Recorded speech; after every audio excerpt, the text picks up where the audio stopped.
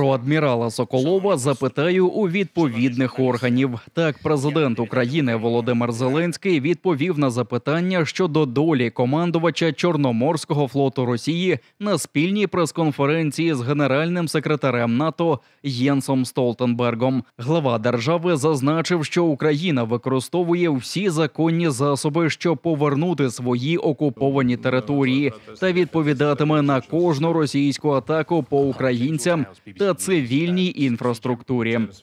Кожні такі удари, включаючи енергетику, ми сприймаємо як загрозу нашим національній безпеці. Відповідно, ми аналізуємо, що може Україна зробити, і робить відповідні чутливі кроки на території України.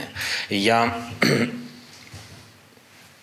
обов'язково запитаю щодо вашого питання у відповідних наших органів. Раніше у силах спеціальних операцій уточнили, що перевіряють інформацію про знищення командувача Чорноморського флоту Росії Віктора Соколова внаслідок ракетного удару по штабу у Севастополі. Багатьох з 34 офіцерів, присутніх на нараді, не вдалося ідентифікувати через розрізнені фрагменти тіл. Частину російських кораблів з калібрами перевели до Феодосії. На супутниковому знімку, опублікованому осінт-розвідником М.Т. Андерсоном, видно, що станом на 25 вересня у тамтешньому порту стоять одразу 2 кораблі носії крилатих ракет, 2 корвети проєктів «Буян» і «Каракурт», а також пара тральників «Олександрит» і великий десантний корабель «Близнюк», знищеного у Севастополі ВДК «Мінськ». Такий ажіотаж серед російських кораблів в акваторії порту Феодосії рекордний. А до літа цього року у Феодосійській гавані російські військові кораблі не розміщувались. Вочевидь, кораблі окупантів розбіглись по різним базам через пересторогу нових ударів українських ракет по Чорноморському флоту.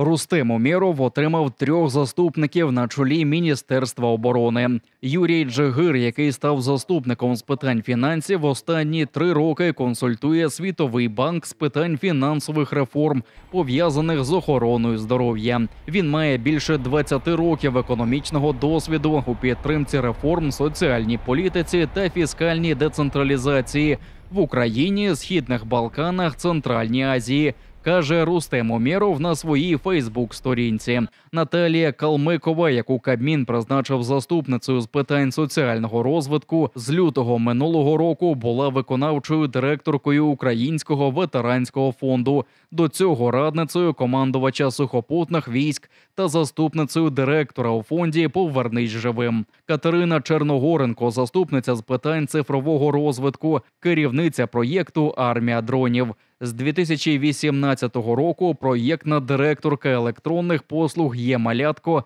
електронного лікарняного та запровадження ковід-сертифікатів у дії. Головним пріоритетом своєї команди Рустем Умєров називає українських воїнів, їхнє життя, здоров'я та гідність.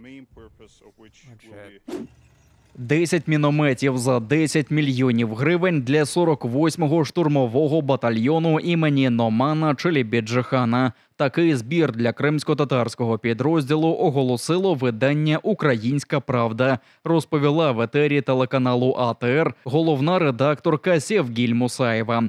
Каже, контракт з виробником вже підписаний, а необхідну передплату сподіваються внести вже у жовтні.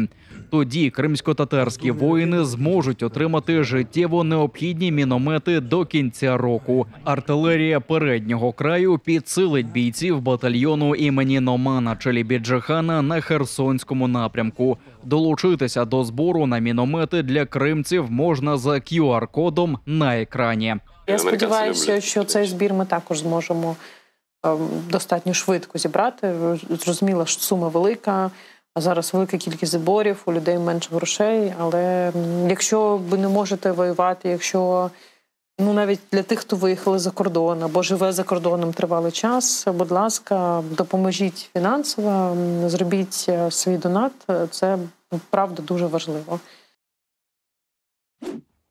Викрали на Херсонщині, а засудили у Криму. Окупанти кинули за ґрати українців Сергія Котова та Миколу Петровського на 15 і 16 років через закиди у шпигунстві.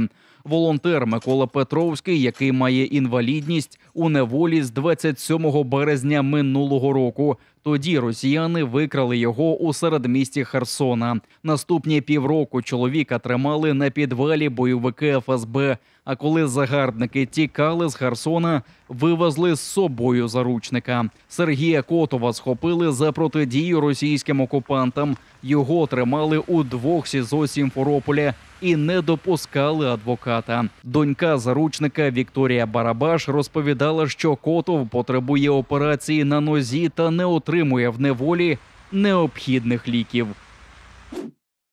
Керченський міст перекриють на всю ніч. Окупанти пояснюють це відновлювальними роботами. Автівки не пускатимуть з 9-ї вечора четверга і до 6-ї ранку п'ятниці. 2 тижні тому московський куратор окупованого Криму Марат Хуснулін заявив про відновлення руху ділянкою Керченського мосту, зруйнованою після вибухів 17 липня. Йдеться про ліву смугу, яка після трощі працювала у реверсному режимі. Попереду заміна другого прогону, а відновити рух обіцяють до 1 листопада. Але поки стоїть Керченський міст, його не залишать у спокої, переконаний військовий експерт і колишній речник Генштабу Владислав Селезньов. Те, що сталося на Керченському мосту вже двічі, я маю на увазі Болоно, обов'язково станеться ще і ще. Що не менше, наші розвідники, наші вовкулаки це нам обіцяють, а зазвичай українські розвідники дотримуються свого слова.